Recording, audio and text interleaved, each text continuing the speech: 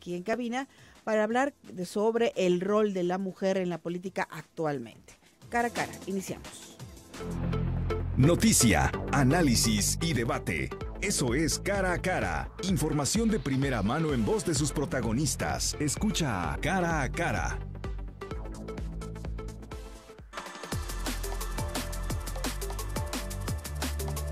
Así es, cuando son las 9 de la mañana con 5 minutos, te damos la bienvenida a Cara a Cara y el agradecimiento por estar en la frecuencia del 91.5 de FM. Mi nombre es Laura Mora y como ya lo comentamos, tendremos 2 temas de interés para ti. Eso esperamos, porque en eso tratamos de empeñarnos en que los temas que aquí se traten sean de importancia para ti. Saludamos al señor Omar Machain en controles técnicos, también a Rocío González Araúz, nuestra Community Manager, Dulce Rodríguez Moreno, ella es la voz de Canal Continental de Noticias y quien se encarga de la redacción en esta mañana. Y por supuesto saludamos y le agradecemos a Laura Martínez Gamiño, nuestra productora. La invitación a que te pongas en contacto con nosotros a través de nuestro WhatsApp 33 18 80 76 41 y también por nuestras redes sociales podremos estar en comunicación y en contacto. En Facebook, Twitter, Instagram, YouTube y TikTok estaremos relacionados de forma directa y además tus comentarios los esperamos a través de nuestro WhatsApp 33 18 80 76 41. Así que llegó el momento de hablar de lo siguiente. Cara a Cara, la entrevista. Bueno, como lo comentamos al inicio de este espacio, ya se encuentra con nosotros a través de la línea telefónica Ana Bárbara Casillas, Coordinadora General Estratégica de Desarrollo Social del Gobierno del Estado. Ana Bárbara, ¿qué tal? ¿Cómo estás? Hola Laura, buen día, muchas gracias por invitarme a platicar con tu auditorio. Pues muchísimas gracias por tomar nuestra llamada y platicar sobre esa mesa de salud y las nuevas medidas sanitarias que estamos viviendo y ver si se van a modificar. Vamos, platícanos en este momento cuáles son las medidas que se están tomando. Bueno, Laura, hace unos días justamente la mesa determinó incrementar algunos aforos en virtud de que tenemos una ya muy baja incidencia de casos y un rápido decremento tanto en casos como en personas hospitalizadas. Y los aforos se modificaron para incrementarlos, la mayoría entre el 85 y el 90%. Por ejemplo, los casinos subieron al 85%, cines y teatros al 85%, salones de eventos también subieron hasta 600 personas en espacios cerrados y hasta 1,200 en espacios abiertos, cuando anteriormente lo teníamos en 300 y 600.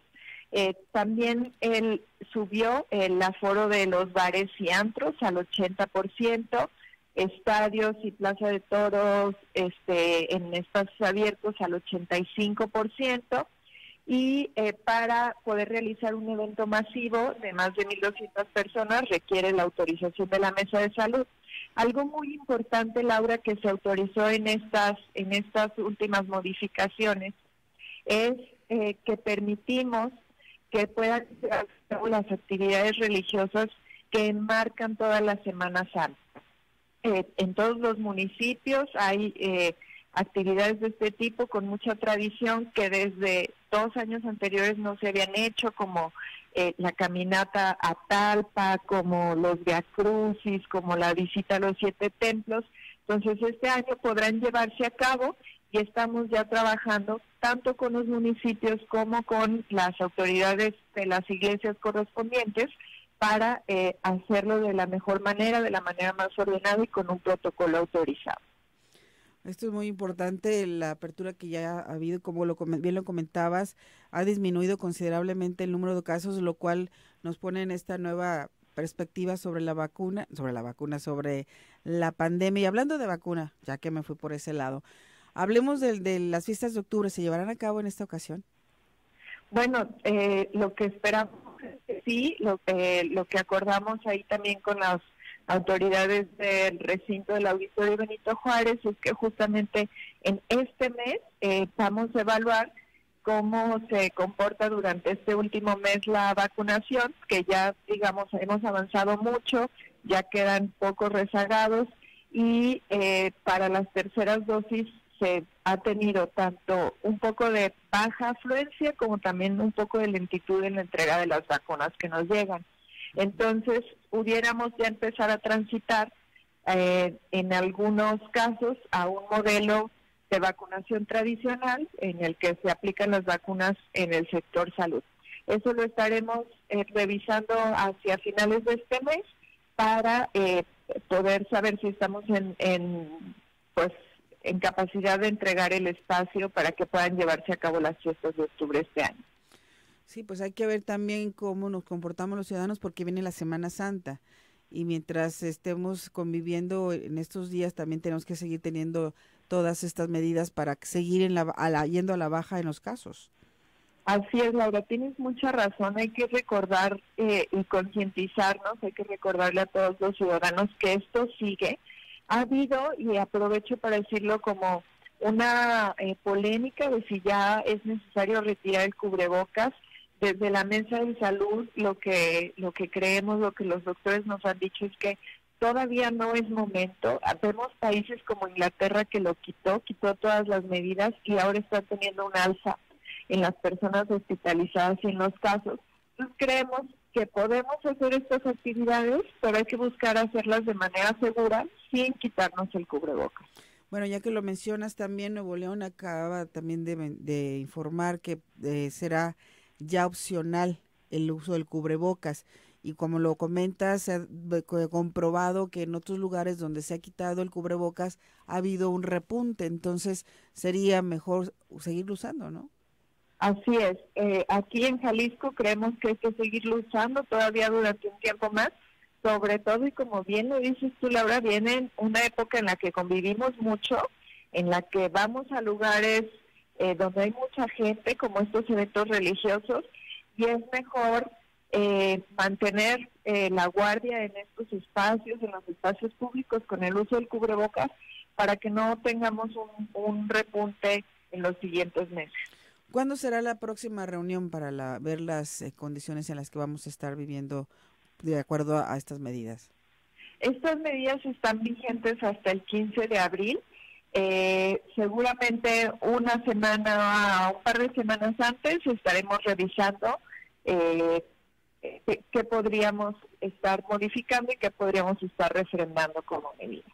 Bueno, también tenemos que ver la situación de los lugares turísticos, hoteles, restaurantes, cuáles van a ser las medidas ahí, ¿verdad? Los hoteles están al 100% en su ocupación hotelera y al 80% en áreas comunes, en albercas, restaurantes, etcétera. Los restaurantes, cafés y puestos de comida están al 90% y hay que recordar que en algunos lugares como bares, teatros, casinos y estadios, conciertos, eventos masivos, se pide todavía el pasaporte sanitario o tu comprobante de vacunación. Esto se va a seguir considerando para poder entrar a todos estos establecimientos. Hablaba sobre las temporadas de vacunación. ¿Estas se van a seguir dando hasta cuándo? ¿Hay algún periodo estipulado de esta manera?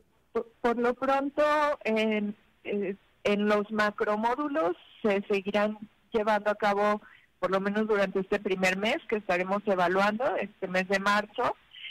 Probablemente en abril podamos continuar con algunos macromódulos y sí esperamos que sobre todo para la segunda mitad del año el esquema de vacunación migre. No es que dejemos de poner vacunas, sino que ahora lo haremos de la manera tradicional que se venía haciendo, que puede ser en los centros de salud, en los hospitales, o buscar algunas alternativas, porque la realidad, Laura, es que sí es cierto que ya en los macromódulos tenemos un flujo mucho menor de gente al que la capacidad de ese macromódulo está instalada. Entonces, también podrían estarse subutilizando estos macromódulos y ya no tendría sentido tenerlos. Esto que comentas es muy importante. Ya si se llegaran a quitar esos macromódulos no significa que ya no va a haber vacunas, simplemente se van a a adherir al esquema de vacunación como el que conocemos, me imagino. Así es, así como se hacen las campañas de la influenza o como se hacen las vacunaciones todos los años, por ejemplo, de los niños y niñas, se migraría a un esquema similar. Bueno, se cumplieron 2 años de que COVID fuera declarado como pandemia. ¿Cuáles son las reflexiones desde aquel 2020 y para todas las personas que nos mantuvimos encerradas durante un tiempo? Sí, qué interesante, Laura. Seguramente tú y el auditorio tendrán también muchísimas reflexiones. Desde el gobierno como funcionaria pública, pues bueno, nos dejó muchos aprendizajes. Uno de los más importantes y relevantes para nosotros y que está incidiendo en la toma de las decisiones públicas es que hay que seguir mejorando nuestro sistema de salud, ¿no?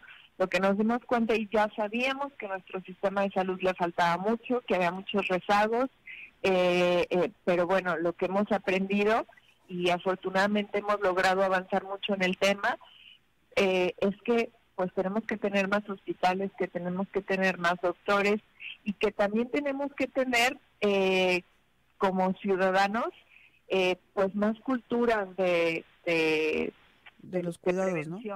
Exactamente, ¿no? Nos ha ido muy mal como país, también porque tenemos comorbilidades fuertes como la hipertensión y la diabetes, entonces pues tendremos que estar trabajando también todos en la prevención de esas enfermedades crónico-degenerativas. Mira, nos comienzan a preguntar nuestros radioescuchas, dice Toño, que sobre los viajes internacionales seguirán pidiendo las pruebas COVID negativa. Bueno, cada país tiene sus propios requisitos. Entiendo que hay algunos países que ya no lo están pidiendo, pero hay otros países que aún lo solicitan. Eso dependerá del país a donde viaje. También eso es muy importante. ¿Y nosotros cómo estaremos recibiendo el turismo internacional? Bueno, desafortunadamente, Laura, en el país nunca se tomó una medida para solicitar a las personas vacunación o prueba y sale del ámbito de la competencia estatal.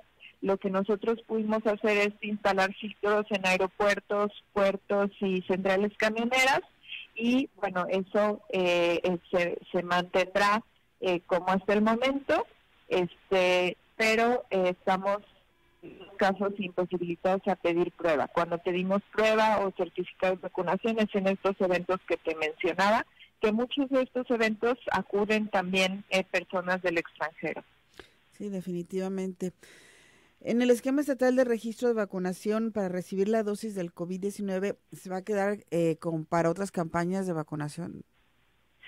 Sí, fíjate, Laura, que fue una gran experiencia y queremos este sistema de cita poderlo implementar en algunas otras campañas, incluso posteriormente migrar a un sistema de citas también en el primer nivel, es decir, que si yo tengo que ir a mi centro de salud, también puedo hacerlo como una alternativa mediante una cita.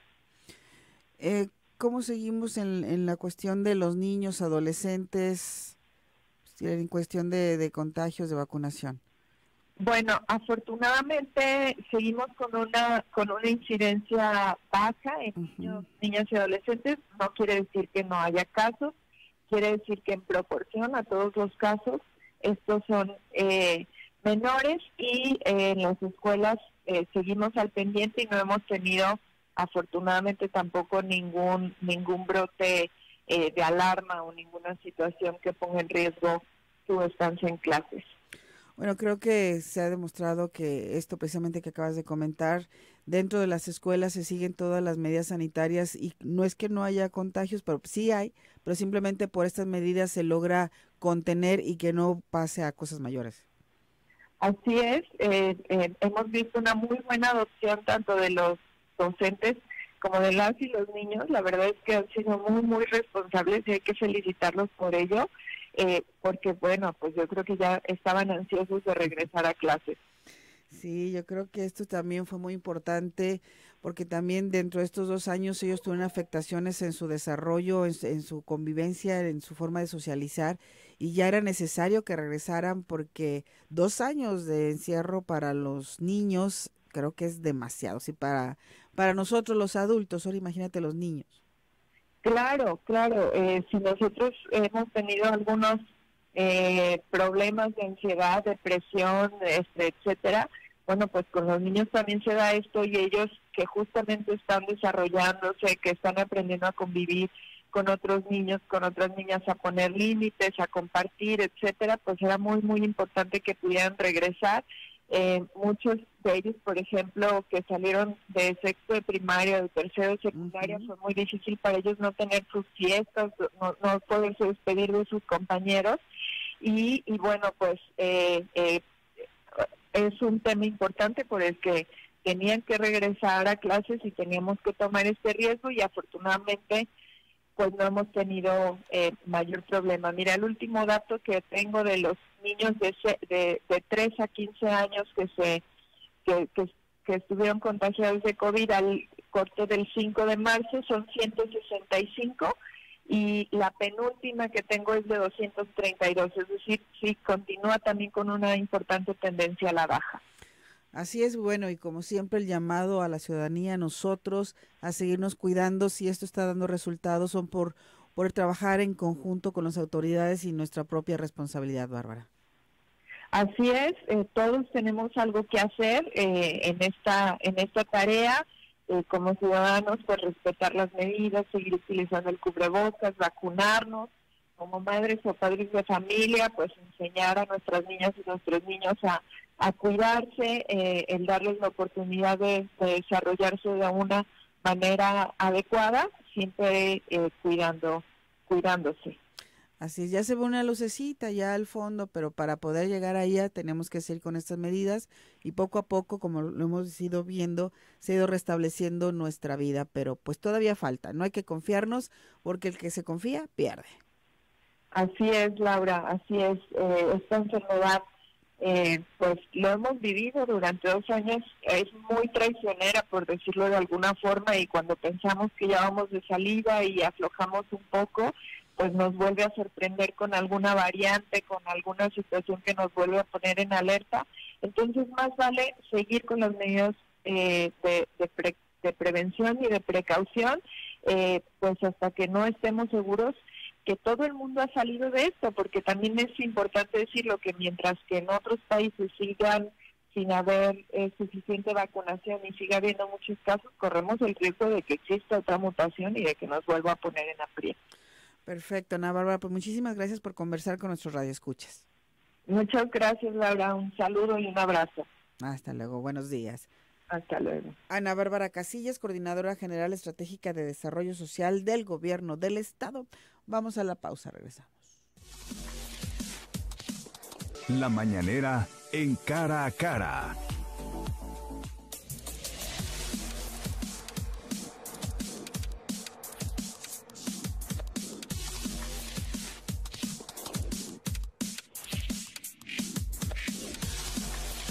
Nueve de la mañana con 27 minutos, y me acompaña en esta cabina azul la señorita Laura Martínez Gamiño. ¿Cómo estás, tocaya? Buen día. Ya viernes. Bendito Dios. Bendito Dios. Y ya llegamos bien y con salud. Y así es, que es lo más importante y lo más que debemos de agradecer, que llegamos bien a este viernes. Y pues como pues ya bien saben que damos los ecos que se dan en la mañanera.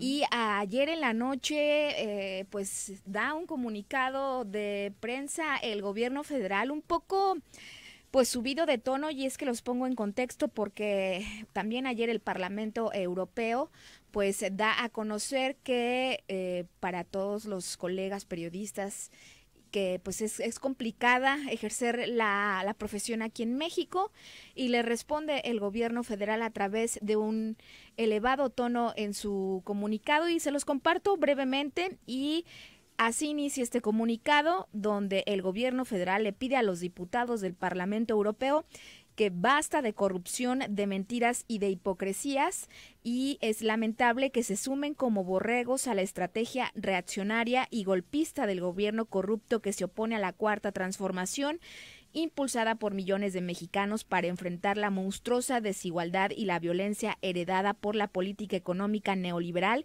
que durante 36 años se impuso en nuestro país. Estoy leyendo textual este comunicado del Gobierno de México. Además, también agrega que sepan diputados europeos que México ha dejado de ser tierra de conquista y como en muy pocas ocasiones en su historia se están haciendo valer los principios libertarios de igualdad y democracia.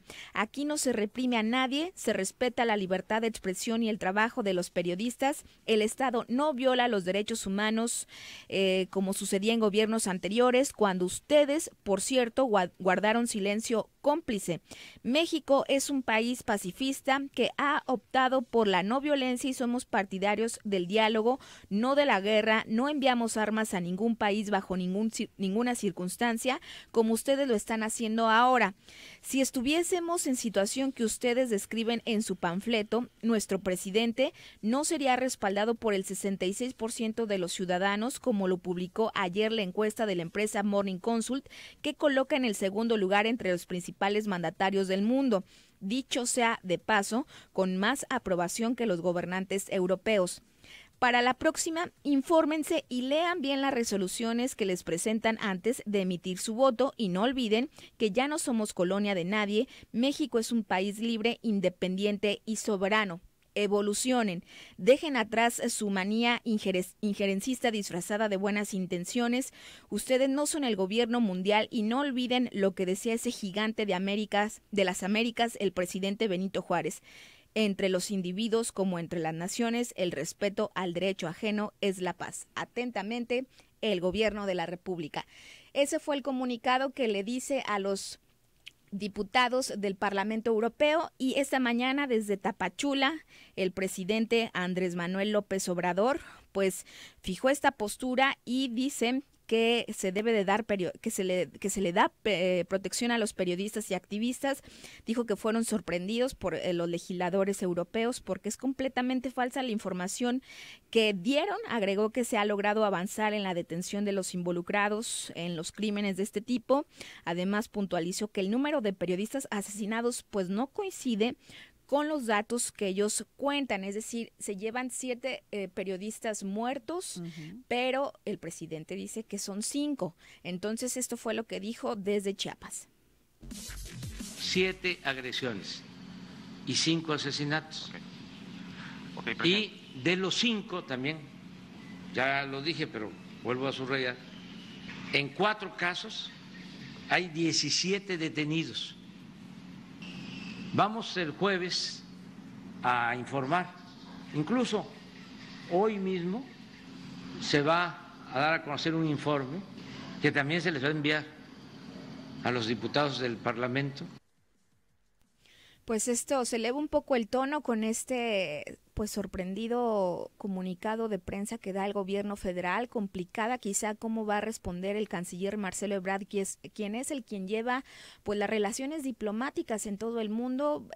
Vamos a ver ahora qué responden pues el Parlamento Europeo sobre esto, y bueno, ahora se torna un poco más complicada y es bajo a excepción de lo que digan por supuesto todos y todas las radioescuchas de este comunicado que sorprende la manera en cómo responde el gobierno federal.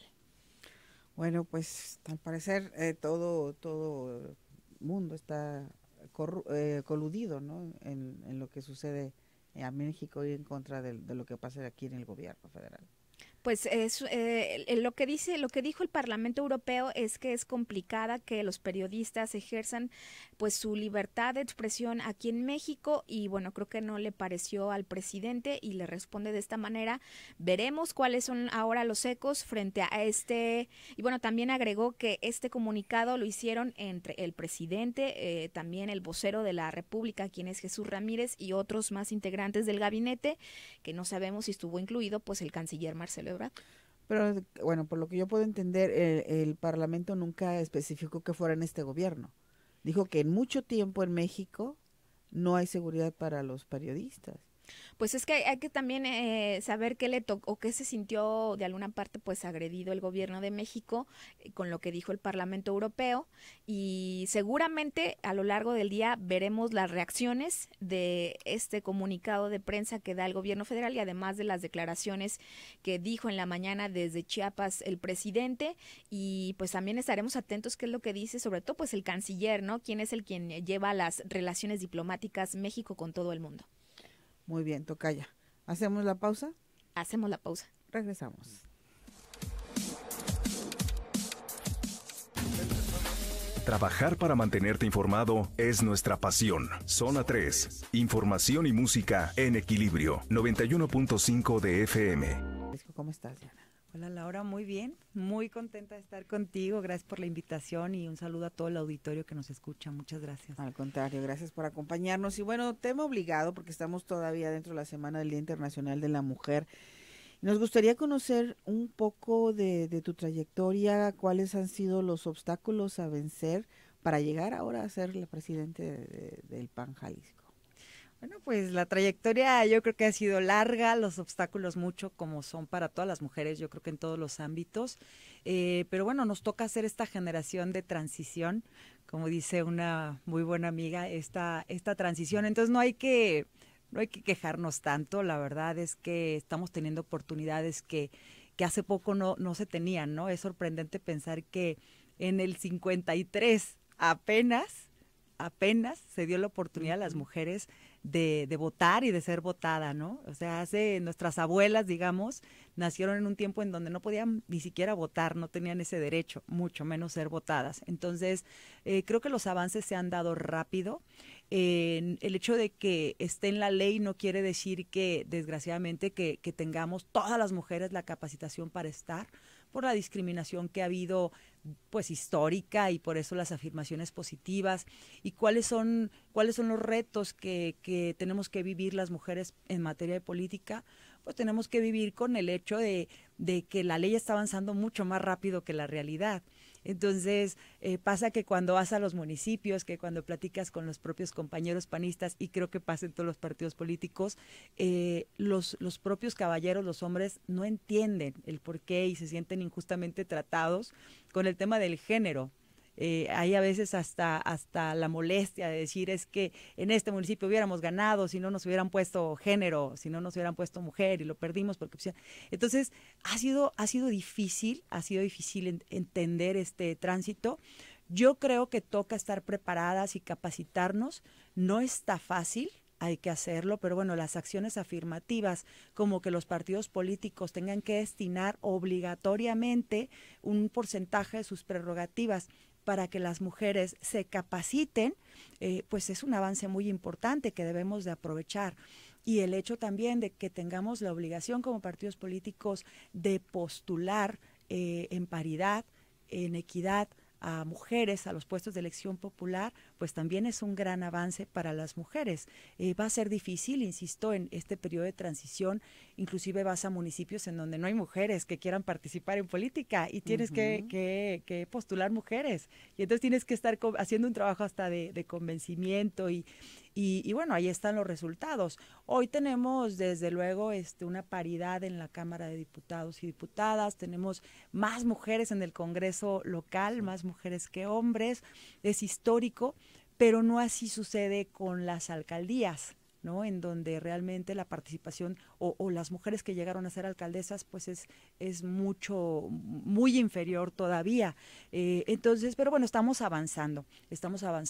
Esos son los retos que te encuentras, el hecho de que siempre hay una posición velada, un reclamo velado de decir, bueno, pues es que llegaste porque eres mujer. Y entonces te dio la oportunidad por eso, ¿no? Sí, de alguna manera hemos hablado sobre este punto en la falta de reconocimiento a la capacidad de la mujer. Se le considera que llega a ciertos puestos por otras razones, más no por su preparación o su capacidad para desarrollarlo. Sí, claro, y además tenemos que entender una realidad histórica. A ver, en la realidad histórica a las mujeres nos dijeron, y a los hombres también les dijeron, que la mujer estaba destinada más bien a la reproducción, a la crianza, al cuidado del hogar. O a eso nos mandaron a las mujeres de forma histórica. Entonces, no es fácil cambiar el chip en un año porque la ley diga que todos somos iguales, ¿no? Y precisamente tenemos que entender la igualdad y encontrar la igualdad en las diferencias y entender que sí ha habido una diferencia. ¿Hace cuánto? Bueno, todavía hay colegios que de niñas que precisamente capacitan a las niñas en el bordado, en la cocina, en la administración del hogar, ¿no? Colegios actuales y muy con mucho prestigio, vaya, ¿no? Entonces realmente es difícil cambiar este entorno histórico en el que nos hemos desenvuelto las mujeres. Todavía a estas alturas hay muchas mujeres que no tienen libertad, por ejemplo, para ejercer su voto, que tienen que pedir permiso.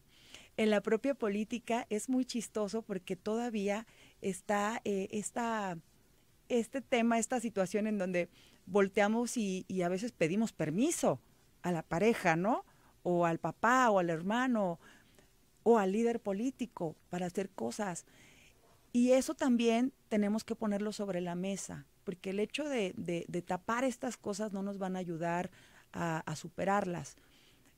¿Cómo vamos a avanzar? Pues hay que capacitarnos, hombres y mujeres, porque yo veo por todos lados que hay cursos para mujeres y el empoderamiento de la mujer, pero de verdad necesitamos que los hombres le entren a estos temas, que entiendan cuál es la deuda histórica con las mujeres, por qué de estas acciones afirmativas que se tienen que emprender y por qué toca en esta época, pues sí, obligar a que se dé la paridad en los puestos de elección, porque como dicen por ahí, ¿no? Cuando una mujer entra a la política, cambia la mujer, pero cuando muchas mujeres entran a la política, cambia la política. Y con esto nos vamos a la pausa comercial, si me lo permites. Claro que sí, muchas Regresamos. gracias. Esto es Cara a Cara.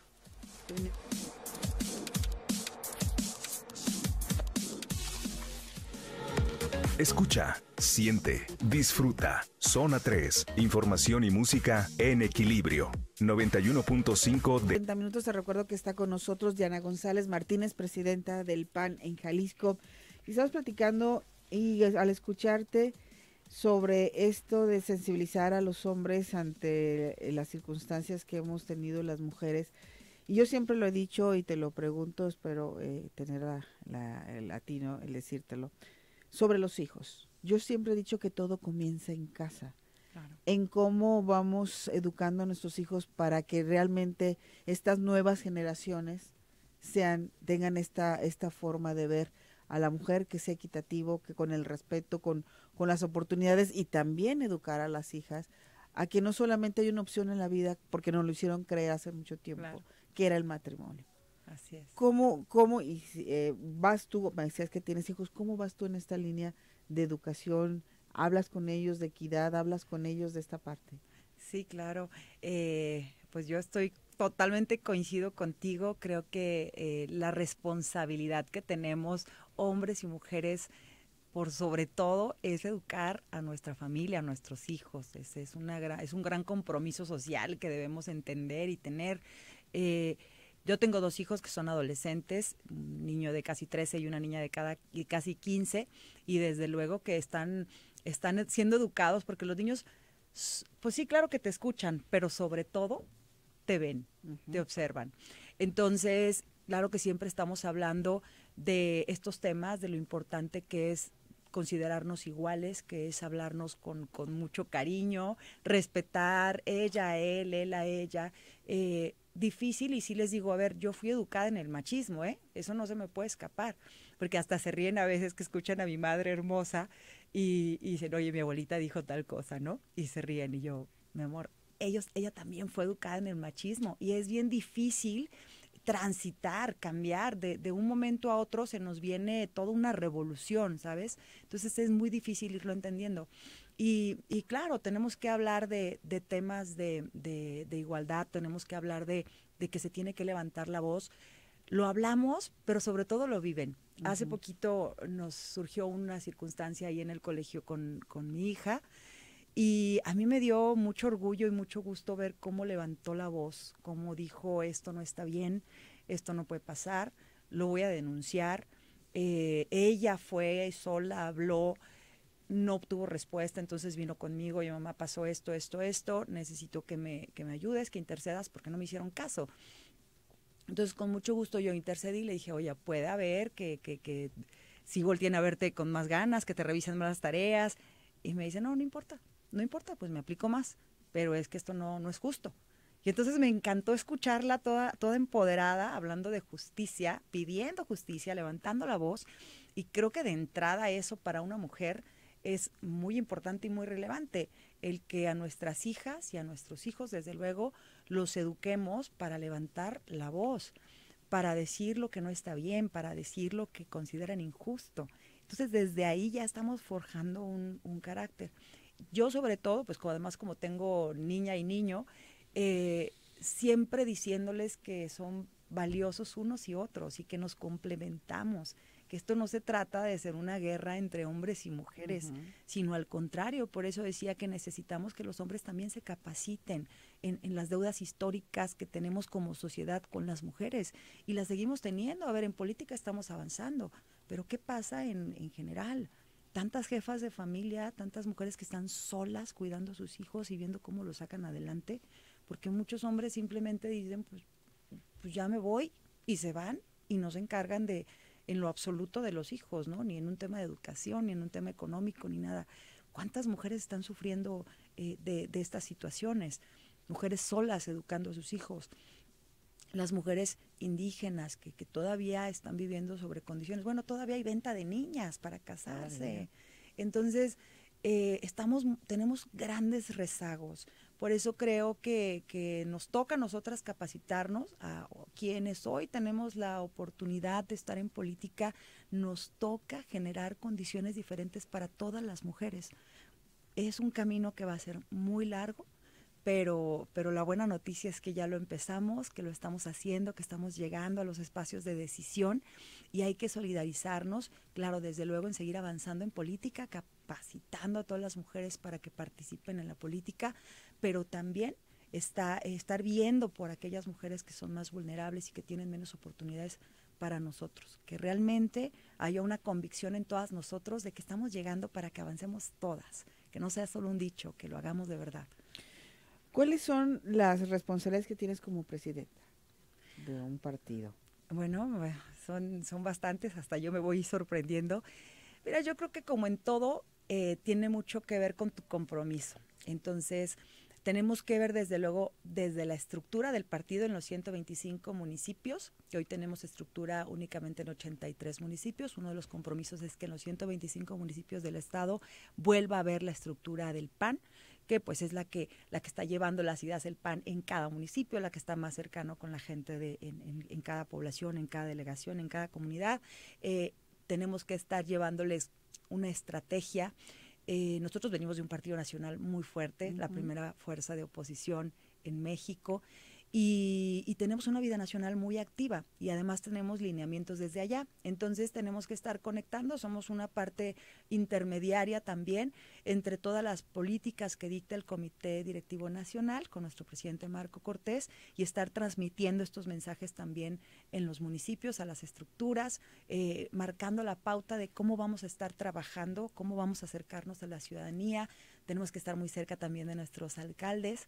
Nosotros tenemos 19 en el estado, entonces tenemos que estar cercanos a ellos para asegurarnos también de que se den esta política que hace el PAN de los gobiernos humanistas, de los buenos gobiernos. Estamos cercanos a los diputados federales, a los diputados y diputadas locales. Entonces, ese es parte de los trabajos que estamos haciendo, tratar desde luego, y por eso se agradece tanto, de buscar los espacios con los medios de comunicación para poder llegar pues a estos auditorios, nos escuchen, sepan lo que estamos trabajando, sepan quiénes somos, nos conozcan un poquito. Buscar también los espacios con las organizaciones civiles y empresariales, y bueno, además porque Acción Nacional pues precisamente siempre abanderó causas de la clase, de toda la clase media, por ejemplo, ¿no? Y siempre estuvo muy cercano precisamente a las organizaciones civiles a las organizaciones empresariales. Entonces tenemos que estar retomando este trabajo y abanderar las causas que a los ciudadanos les duelen, que los ciudadanos necesitan poner en el ojo del huracán dentro de la política, en el gobierno. Bueno, y lo comentabas, el PAN es uno de los partidos más longevos que tenemos en el país, de los primeros, y se sigue manteniendo a lo largo de todos estos años. Así es, y yo creo que se mantiene además, fue fundado el PAN en el 39, de hecho en sus siglas es el partido más antiguo, ¿no? Porque bueno, el PRI cambió varias veces de siglas, entonces el PRI como tal es posterior al PAN. De hecho, por eso, el dato curioso que mucha gente sabe, pero alguno tal vez no, por eso aparecemos siempre en primera instancia en la boleta electoral, por ejemplo, y por eso siempre en protocolos somos considerados como el primer partido político, porque en sus siglas, el PAN pues nunca cambió de siglas, desde que se fundó en aquel lejano 1939. Entonces, y yo creo que ha sobrevivido sobre todo por sus principios. Hoy es el único partido que garantiza que dentro de sus principios tiene la vida, la defensa de la vida desde la concepción, que para nosotros es parte de cuidar una cultura en donde la vida es lo más importante, desde que se crea y desde luego pues una vida plena, una vida en donde se respete la dignidad de las personas.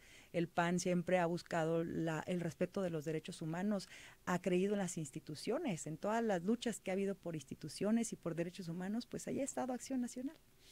El tiempo se nos termina, podríamos ir platicando mucho más, pero bueno, ya sabes que el radio es muy celoso con estos tiempos. Diana, muchas gracias por estar aquí. Te agradezco muchísimo a ti y a todos los radioescuchas y les deseo un muy feliz día. Muchísimas gracias. Leo este comentario antes de irnos.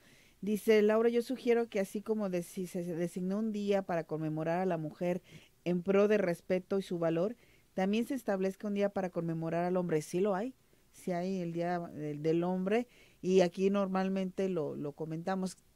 Pasa como el Día de las Madres, desgraciadamente, que cuando es el Día de las Madres es más llamativo y todo, pero sí un Día del Hombre, Toño, vamos a platicar de eso. Diana, muy bien. Gracias. Muchísimas gracias a ti, Laura. Nos vamos, se quedan con el señor Omar Machán en Zona de Conexión. Gracias, Laura, gracias, Dulce, gracias, Rocío, pero sobre todo muchas gracias a ti. Nos escuchamos a las 6 de la tarde.